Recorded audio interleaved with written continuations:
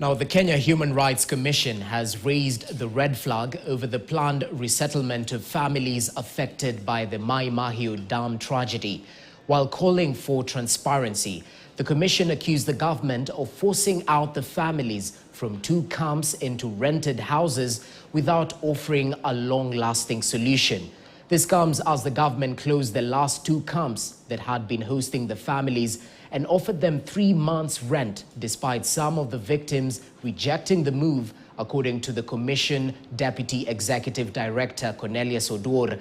The exercise was marred with uncertainty, with fears that the government would not meet its obligations.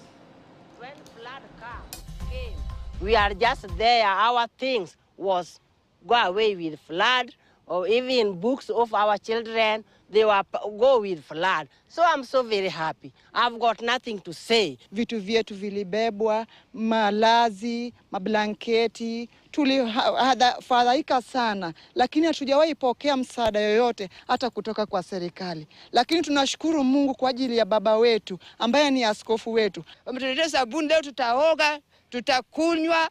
Zikati tumeletewa mafuta, tutakaranga, tulikuwa tumekosa kila kitu, lakini tumefurahi. Tunafurahi, wabarikiwe wote. Mbarikiwe bishop wetu na mama Betty. We are happy to give them everything they needed, but we know God is going to provide more so that we can do more, because I know their children also lost their uniforms, their books, their shoes, everything. So they still need someone to come in and do more than this. Moving on, drama unfolds.